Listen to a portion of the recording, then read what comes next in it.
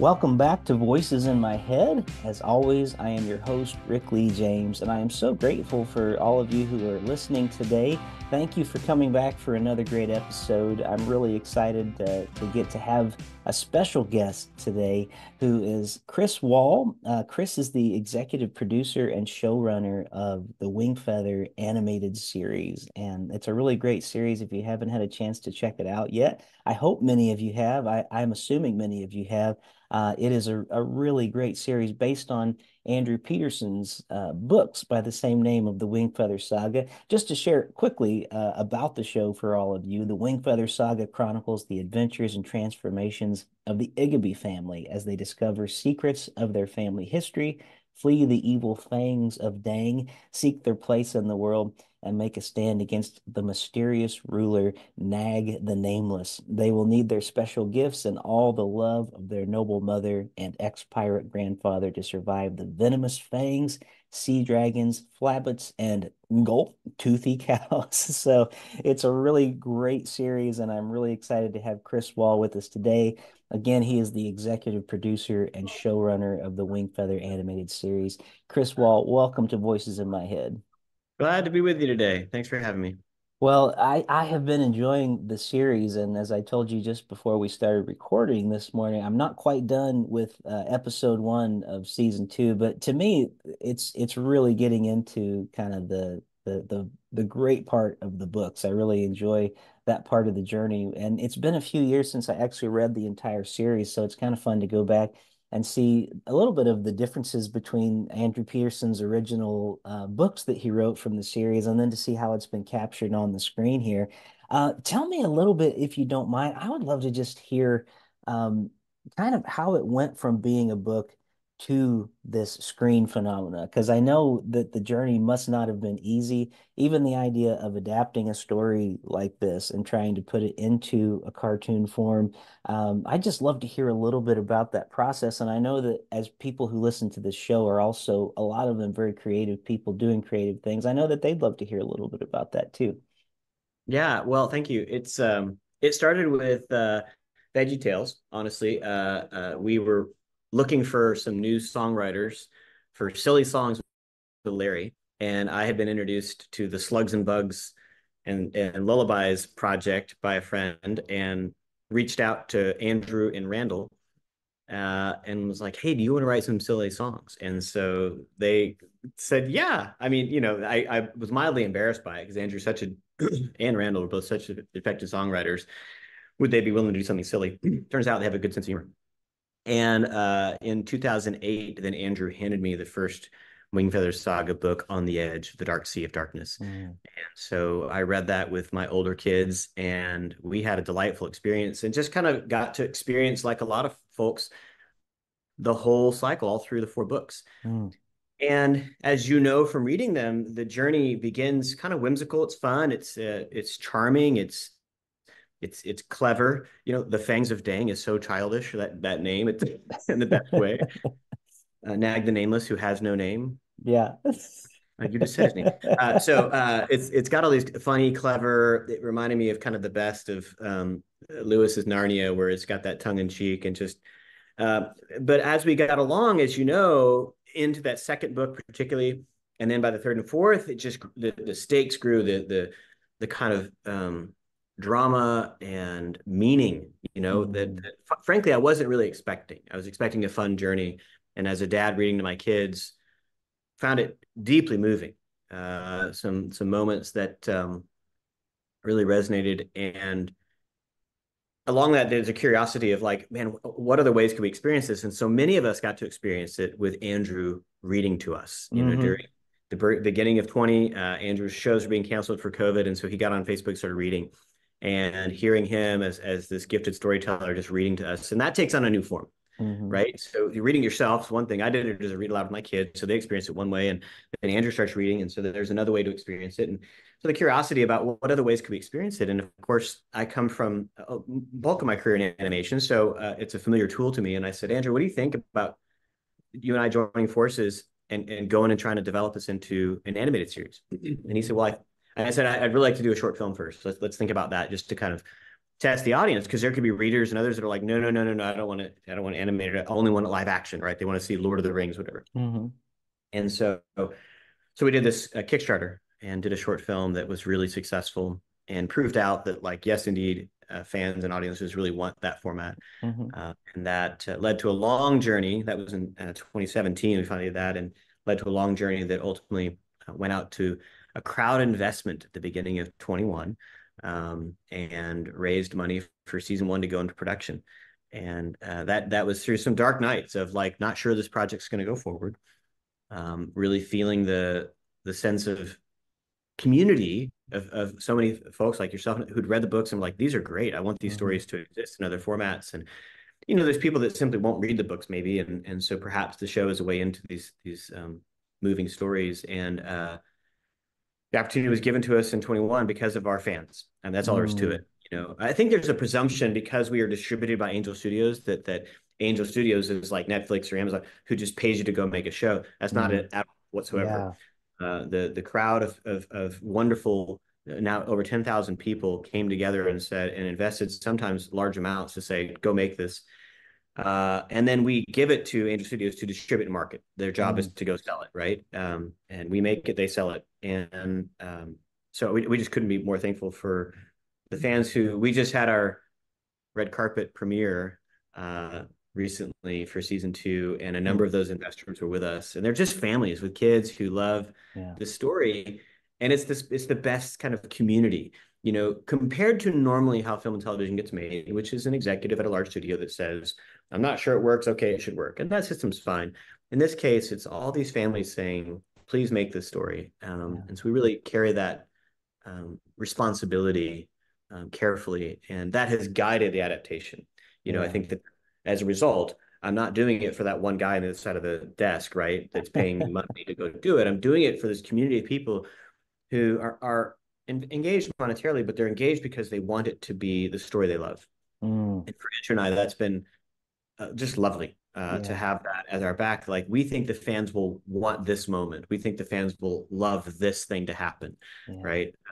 And just let that kind of lead us forward. And of course, Andrew's had all these years of selling the books, reading the books, and being a part of that community, so he has a good sense of what's important to them. Mm-hmm. It's just as it like any music. These songs are important. Here's my set Yeah. list that I know the audience really wants. He knows, here's the key moments that we want to unpack in a particular way. And then other parts that we can say, let's find the best way to unpack that in our version of the story. Yeah. Well, that really is a wonderful part of the whole creation of this series. I can remember years ago, even before all the books were published, and I was kind of following them along, one at a time as they came out.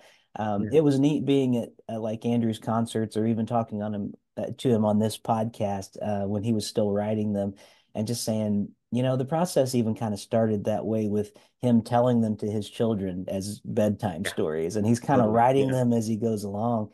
And then the fact that the whole thing is sort of like an extended family affair where, so many people have been involved along the way. Like, that's kind of what we did with my kids. I mean, you made up the stories, Andrew. However, like, it's become a part of our family's life. I too remember, during COVID, I actually had forgotten that about the read through, but Yeah. there was several nights where my family in the evening we would just sit and listen to Andrew read the books through. And so those great experiences, and I really think it empowers the show even more, even down to the way that the show is coming out now. Every time I turn on the Angel app on TV, or whether it's on my phone, however I'm watching it at the time. I love how it says, like, this episode has been paid for by someone, like, would you Right. like to pay it forward to someone else? Like, allowing people to watch it, but then giving people a way to kind of invest in the story and share it. So I love that whole process and the whole community behind it there together. And season 2 is actually rolling out in a little bit different way than season 1 did. Would you like to tell our listeners a little bit just kind of about the way that this season is coming out versus last season? Absolutely. So we totally believe in the crowd, and this amazing group of readers and supporters to support the shows, right? So this model that Angel Studios has really championed is what they call community video on demand. Mhm. So on the drive in this morning, I was listening to NPR, and they're doing their spring fund drive, right? Hmm. And their community supported radio. give us your $10 a month and we'll give you a mug or whatever, Yeah, right. I'm a supporter of the Rabbit Room, monthly and part Hmm. of that group. And there's these places that we understand if we can get, this many thousand, hundreds of thousands of people to community support something, it can go on and be a thing, right? And we've Hmm. seen this all through our history of understanding how community supports stuff. So this is interesting for a TV show. That has not. So obviously, The Chosen that came before us in the Indo Studios did this, and we follow in that footsteps of saying, "Hey, community, if everybody who comes in and chips in, right, it lets the show actually be profitable and carry forward." And the reality of that is, and this has been the case even with The Chosen, is that it's about 5% of viewers that watch a show, whether it's Chosen or us, will contribute to it financially.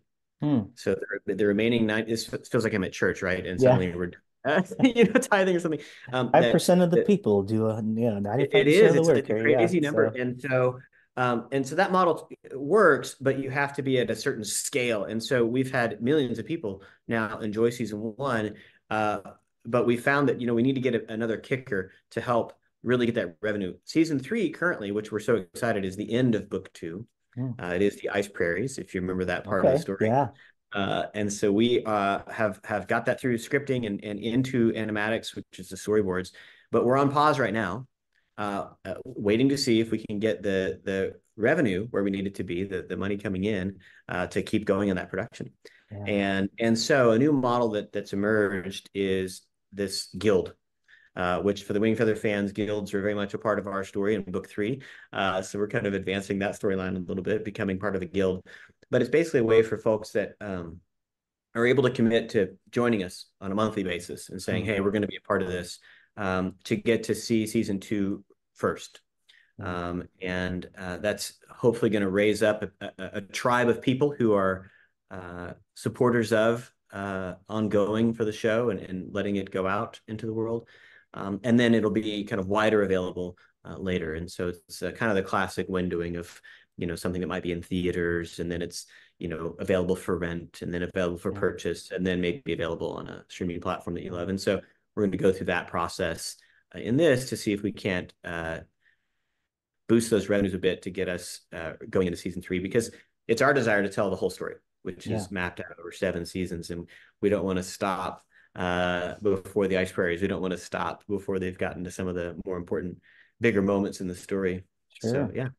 Well, and I could totally see this show as years are going by too, opening up to other streaming platforms as well too, like finding Absolutely. a way in there because I think it's as strong as anything I've ever seen in the animated department, and I think Yeah. the way we And I see had them. this first Yeah. question.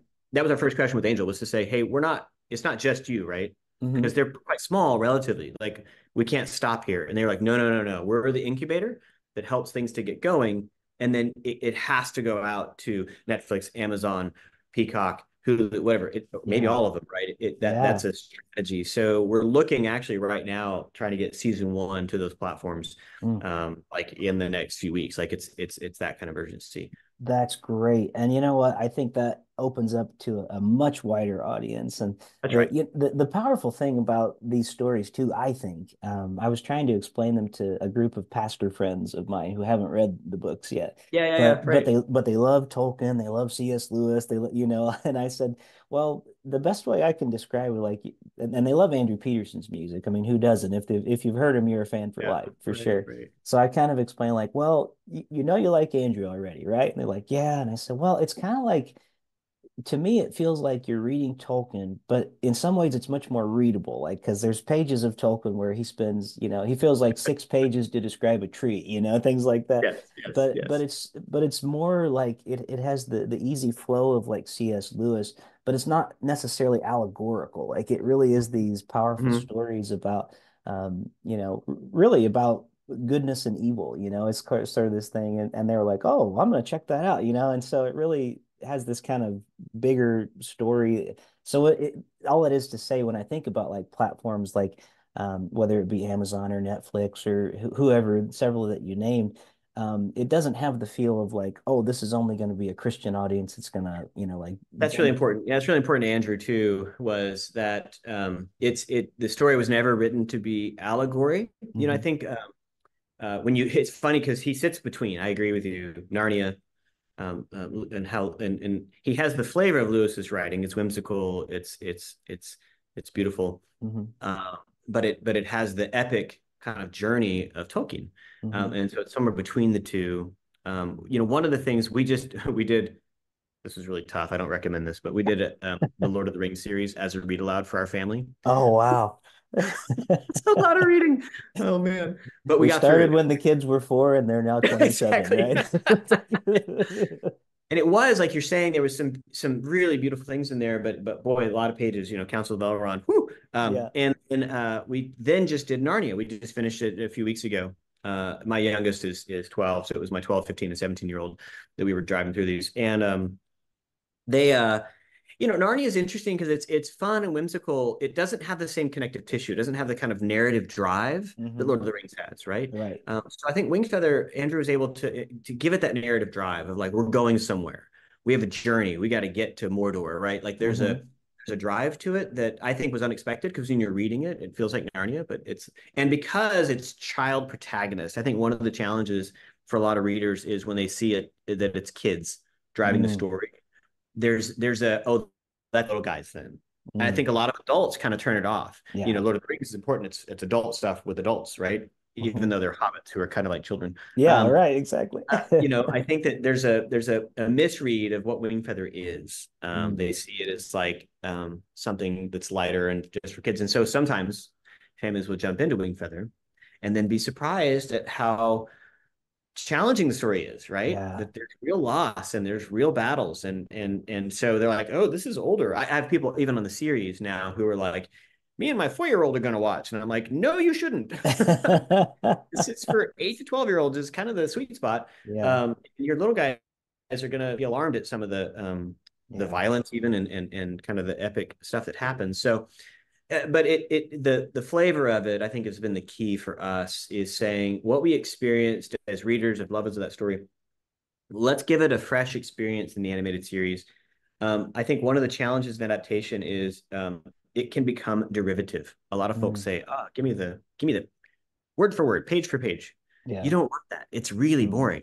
Yeah. And it is immediately derivative. It is not the same thing that you had in your head. And so what we want is to find a way to make it a fresh experience hmm while keeping the heart of the story the same.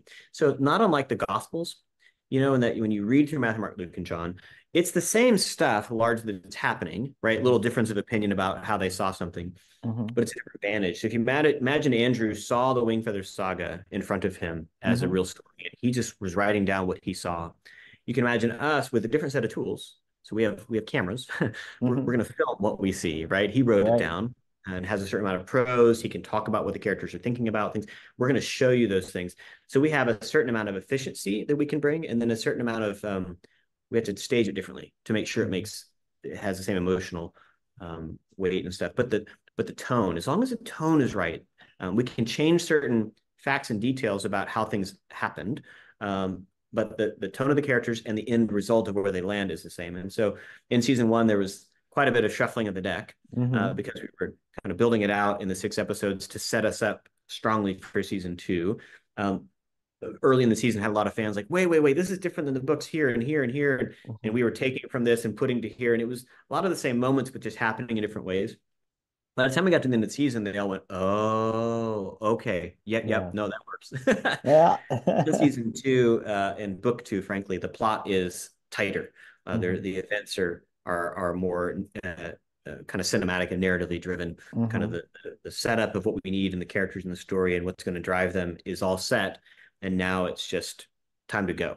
And you really, I'm sure, as you did watch one, is it's kind of out the gate, like let's Yeah. go, we're going, Very, we're not waiting very for any much so. build. So Yeah, it's a really kind of edge of your seat thing for me. As I'm watching it, and it's fun for me because it's been long enough since I read the books, and I want to go back and reread them again now.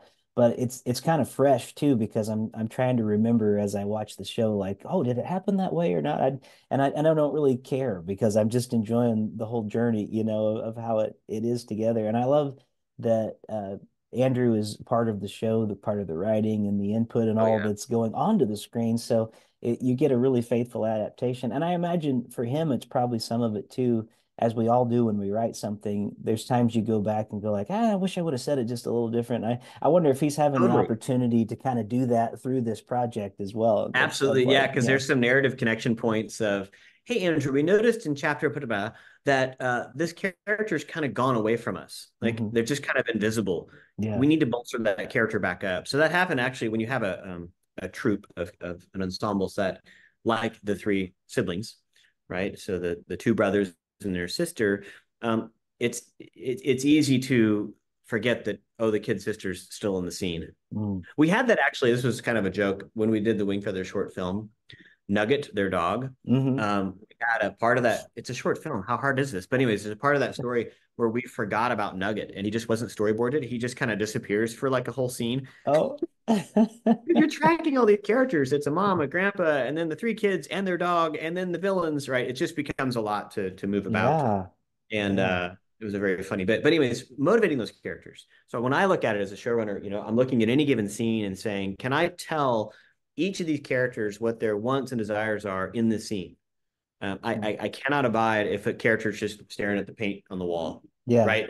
They need to have an opinion about what's happening any given moment, right? Even if it's Yeah. boredom, fine, that's an opinion. But give me something. And so there were some adjustments to be made in the adaptation to kind of tighten that up because the narrative of the book will get you inside of the head of one character and you can go for chapters just following this one. But in the visual storytelling, while that person is thinking, you have to kind of get it out of them. Yeah. And then there clearly are people around them, right? They're not alone on this desert island. And Hmm. so you have to kind of think about what would they be feeling at this point in the story? How could they be behaving? And then drive that into the choices they make. Well, and two things I want to make sure I talk to you about before we're done today, and it has to do with that actually. One is just the animation style for one thing, but then the Mhm. other is voice actors and sort of the process of that. One thing I noticed this morning, and I noticed that too, that the other characters are not, as you said, just standing around staring at paint on the wall. But one thing I was noticing in the first episode of the second season, it's grandfather and Oscar, I believe, are running along at one point in the story, and like it's a little thing, but I really noticed the limp that Grandpa has versus the way that Oscar is running, and so you've got like. To me, I just thought, that's something maybe not everybody would think about, but he's got this peg leg, so he's running different than the other characters, and they made sure to like highlight the way it would be different in there. So I wonder if you could just tell us a little bit. I know there must be so much that goes into it, but the animation style of it, it's different than I mean, every cartoon has its different thing, but tell us a little bit about just kind of like how you would describe the animation style to someone if they hadn't seen it before, and kind of what goes into that, because it's a really beautiful look to it. Yeah, well, thank you. I have to say, everything, I think everything you were saying earlier about how much we love Andrew's writings, both in his memoirs and his music and everything else, and then now in the Wingfeather Saga books, of course. There's an authenticity to the storytelling. There's a believability. It's part of our kind of Nashville culture, Hmm. is to just be authentic in your journey. It's the influence of Rich Mullins and Ragamuffins, right? It's Hmm. it's let's be authentic about who we are and how we do it. So that is something that I hold deeply. Even we were joking earlier, the Slugs and Bugs TV show that I got to Hmm. make, right? It's how do I ground these characters to make them believable while Yeah. being silly. They are funny, but I want to Hmm. ground them. It's something that I've always loved in entertainment when we can believe that person exists, has real thoughts and opinions. The other side of that is when you do really broad fairy tale or these stereotypes of characters, and they're not very grounded, not very believable, and that's fun and Hmm. entertaining, but it lacks a certain something. So that very much guided the process of thinking about how to lift it from the page into a visual series. Is how do we make it feel authentic and grounded? And so there are choices in every part of the visual design, in character design, through every location design, that the world feels grounded and real. That Hmm. certainly applies to voice acting. Actually, the same with Slugs and Bugs. So Slugs and Bugs, of course, the TV show, if folks aren't familiar, is a puppet thing with Randall Goodgame. And in puppet performance, there's sometimes really wild characters that are kind of and they shake a Hmm. lot. And in the casting of that series, I was like, nobody screams, nobody shakes. Like, just don't do it. Don't do Like, I it. want you to be grounded. I don't want, because that's really irritating to parents, for Hmm. co-viewing. Right. And so the same thing with Wingfeather, it began in the writing and then in the casting, very decisive that we want real voices of real people. Mm. So we cast real kids, super dangerous because they get older and their voices change, but we did Hmm. it. We cast real adults being themselves, right? And so in our world of animation, there's often kind of these broad, kind of silly characters, right? That are and they lack in authenticity. Like, I don't believe you, right? Because you're Hmm. being silly. Now we get to do that later in our story in season 2 with Florid's sword, and he's quite delightful. Oh. He is completely silly, but that's because it's a silly character in the series. But for other characters, it's grounding them, and so the voice performance carries so much weight. Mm. Then the visuals go on top, and you think about how to animate these folks with a groundedness. And part of the style that we developed, it was super risky, but we started this process way back in 2015, was saying we think that non-photoreal, so not photoreal, Hmm. computer animated stuff is more interesting for the audience's imagination than photoreal. So if I go to see a modern CGI animated feature, Zootopia, any one of these, it's all rendered. The fur is right there. Every pixel is right there. So my imagination isn't necessarily engaged. It's fantastical and fun to engage in, but I don't have Hmm. to fill in. Traditional 2D animation, we think about Miyazaki and older Disney, asks us to, because it has a sleight of hand as a sketch. It's old Bambi, right, with just bit of color splotches. Hmm. And the audience's imagination is absolutely engaged to fill in the gaps, to tell the rest of the visual story. We wanted that experience. And so we developed a hybrid of CGI animation, which is the characters, with all 2D painted backgrounds. It's kind of old Hollywood. If you saw old Star Wars with the glass plates, where they act in front of, Hmm. or old Disney with the multiplane cameras, where you see the big camera shooting vertically, and you see the stacks of celluloids, and they give you that sense of Hmm. that's exactly how we make our show. Wow. So season 1, there was nearly 1,000 background paintings, Wow. hand painted by real artists like Aiden Mm. Peterson, Andrew Sun, and Mm. lots of others. And our art director, Garrett Taylor, just made the world fully grounded and layered and rich. What we can do in that is make it really rich and illustrative, meaning it Mm. looks like a storybook. So when you look at it, your brain kind of fills in what that environment is like. Perhaps it's a forest you visited or a farm you visited before, and it feels like a real space, even though it's painted, right? Because I'm going for the abstract. I'm allowing the audience to kind of fill in what they want the rest of that. And the story itself that Andrew had told was like that too, right? Allowed that Hmm. there's more story off the page, Yeah. and with his notes, if you remember those. And so we wanted to do a similar thing in the visual style. Now that influences how we animate the characters too. If I put an animated character in front of an abstract background, I can't make them move in a real way. We think of like Polar Express, where it's motion capturing real actors. Your brain would break, right? Because Hmm. you've got a very real object in front of an abstract background. And so the animation Excuse me. itself is influenced by stop motion techniques, Hmm. um, where we animate on twos, and so we can do some things. They're painted. The characters themselves are shaded in ways that are Hmm. more 2D influenced, and so a Yeah. lot of artistic choices to bring together what has a style that is now kind of on trend, right? And so when we were Yeah. first developing it, we were told by a lot of the studios, "We love this, so beautiful," but people want the Pixar look. Can we just do the Pixar look? And we're Oh. like, we think people are tired of the Pixar look. We think it's been done Yeah. for too long, and there's a new style that should emerge. And they were like, well, we'll see. Well, Spider-Man Spider-Verse came out in 17 and changed everything. Yeah. Oh, And it yeah. made suddenly now we're kind of in the moment, right? We're like Hmm. on trend, even though, we were working on it a couple years prior. So it's been a joyful experience now watching audiences rally to it just from the style itself and embrace that Mm. and think, yes, this is something we've wanted to see. And we're using like the latest technology to make really abstract art, which I think is really Yeah. fun. Well, So and I'm glad you said that about it's kind of based on a stop motion approach too, because my son the other day, who's 11 years old, I was watching it. We haven't actually had a chance to sit down and watch it together yet, just with school busyness and everything. And I kind of sure, watch it yeah, when yeah. I can. I'm in grad school myself, so but he walked in as I was watching it, ironically enough. And he goes, "Is that stop motion? You know, it looks like stop motion." And so, That's right. Yeah, yeah. yeah, it was, and he is actually really into stop motion. Like he'll get his Godzilla figures or whatever and make these stop motion animation things. So for him, it's like he likes the animation style, and he's into Roblox right now. So I'm trying to steer him towards the Wingfeather Roblox Yeah, we game. were rooting for the Roblox. Yeah, yeah. I tried Yeah. to play it one time. It was super embarrassing. I'm no good at it. My kids are great at it. It was a Well, disaster.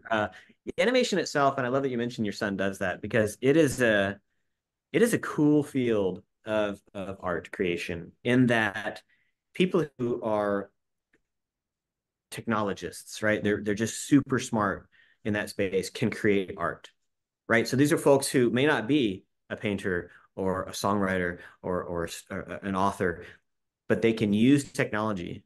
mhm. Like, I mean, if I could show you, it would blow your mind how Yeah. much lines of code is involved in making art. It Mm, empowers a really interesting group of people to be able to make art. yeah.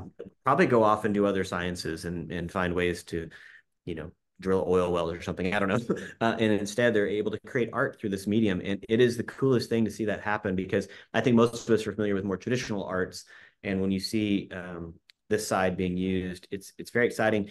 And there's something quite special about animation, like Mm, your son has experienced, where I, as a creature created by God, can go subcreate. I get to put my hand, endow it with my gifts, and bring it to life. mm, Right? I animate it. It is dead, and then I animate it. Right? His mm, Godzilla characters, he's in stop motion. He's animating them. He's imbuing them with life, and yeah. and all stories are this way, right?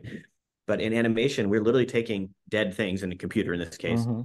bringing them to life frame by frame, Yeah. right? Lovingly bringing that character, bringing somebody else's voice. It's such a collaborative art too. And I mean, there's hundreds of people in our show that have contributed in different ways to bring it to life. And it is taking, something dead and our breath of life flowing into it to Yeah. create it. It is an astonishing process because it's slow and laborious. And you're not sure. It's a bit of Frankenstein. I'm not sure this one's going to come off the table. And then it sits up and it has thoughts and opinions and it tells you its own story. And you're like, oh my gosh. That's amazing. Well, I love that. I do believe that the kingdom of God it generates creativity. I really do believe that. And I see that through I mean, not only with like the rabbit room and things that we've talked about here today with just that creative community that comes about, but I see it through the Wingfeather Saga. I mean, we see it in Slugs and Bugs and all the different creative projects, whether it's been your VeggieTales creations or different things throughout the years. I love the generativity of it and the giving process of it that allows people to take part in it as well. So it's just well done. So before we're finished with our conversation today, I just want to ask, is there anything you were hoping to tell people about today that we didn't get to yet in our conversation? Well, I hope people will take the time to go watch this. Watch it with friends. Hmm. I think there's often suspicion in our. There's so much to watch. Hmm. Should I watch this? Is it any good? Is it worth my time? And I think as you and I have experienced in reading the books, it's worth your time. Mm. And it's heading somewhere, and it's heading somewhere important. I think in this cultural moment, it's heading somewhere meaningful. The story, as you know, deals squarely with identity, Hmm. uh, identities that were given by our culture, identities by our family, and how we take on those identities and decide to rebel against them or embrace them. And of course, characters in the story do both. Yeah. And we see the outcomes of those choices. And I think we're in a moment in our culture where that's more meaningful than ever for families and their kids to think about how do I derive meaning out of my identity in my family and my community and the culture around me. Do I find it in my own heart, right? As Walt Disney offered, which I think brings dissatisfaction, or do I find Mm. it in my creator, which I think we find brings great satisfaction? And Mm. this story is going that direction very quickly Yeah. to ask those questions and watch characters make choices, some very dark and difficult choices. We'll Mm. see in season two Yeah. that are hard to grapple with, and I think it'll be interesting conversations around it. But the story is true. Andrew writes that a lot. Mm. The stories are true in a capital T sense, and that yes, that it's a fantasy story, but it's deeply true. A lot of folks have tried to say, like you were saying earlier, is it a Christian story? Um, no, but it is deeply Christian. Mm, Uh, and we don't want to folks to walk in expecting, well, I'll have a gospel presentation in 3 episodes. That's not the journey that's not the field that we're working. The field we're yeah, working is one that we hope creates that sense of deep longing through story. yeah. That when folks walk, taking away. I don't know why I feel this way, but I feel like there's something deeply true about the way this family not only loves each other, but actually likes each other. That feels like my family. They're going to handle hardship in a way that feels like my family. These are things that are the deeper fabric, the subversive fabric. That's what we were excited about. We're not here for an overt tale, and frankly, an overt tale probably gathers more clicks, right? Mm-hmm. It's easier to sell "God's Not Dead" than it Yeah, is the Wingfeather Saga, you know. yeah. But I would just encourage families to not only participate and enjoy this story together, but also go tell friends about it. I think there are a lot of stories offered in the world that lead to kind of meh, you Yeah. know, and this is one that's going to lead to some really beautiful fruit, and I hope folks will lean in there. Yeah, well, you know what? Just as a spoiler it's not even a spoiler. It's a teaser for people listening There today. you go. If they haven't checked out the first season or read the books yet, go in asking the question, what are the jewels of Anera? You got to find that. So, Yeah, that's kind of the there you one of the go. cool things. And I must say, even though I've read the book and all of the books and I knew what was coming, getting to that part in the show, it made me choke up a little bit when, when we discover with everyone else, what the jewels Yep. are. And I Yep. just think it's a powerful moment and it was really well captured. So that'll be kind of the teaser for anyone listening. Go and discover what that is because it's a That's really right. important part of Great, the great. show for sure. Love that. Well, thank you so much, Chris, for being here today. And I just want to say quickly to everyone listening, of course, go and check out this show. It's on the Guild app, and I actually can watch it on my Fire TV. I can find it on my phone, but the Angel app, which you probably watch The Chosen or whatever you're watching, that's one of the biggest shows out there right now. You can find this on there. It's worth your time. Just one thing associated with this show for our listeners today, coming up in August, the 1st through the 3rd, just outside of Chicago, Illinois, at Bourbonnais, Illinois, and at Olivet Nazarene University. I am a part of putting on a conference this year that is the Wesleyan Songwriting Summit. So I've not announced it yet on this show, but if you're interested in being a part of that, you can find out more details at my website at rickleejames.com. So thank you everybody for listening today. And Chris, thank you for being one of the voices in my head this week. My pleasure. Thanks for having me. Well, and again, thank you all for listening to Voices in My Head this week. I'm grateful for each of you, and I'm glad you could be here. Please make sure to go to rickleejames.com to find out more, not only about this show, but all of the things that I'm a part of right now. And hopefully, we will be back very shortly in the next week or two with some more episodes for you. Grad school is wrapping up for me for the semester, and so I'm hoping to have a little bit more time to get more of these podcasts out to you on a regular basis. But thank you so much for listening to Voices in My Head. God bless you, and we'll see you here next time.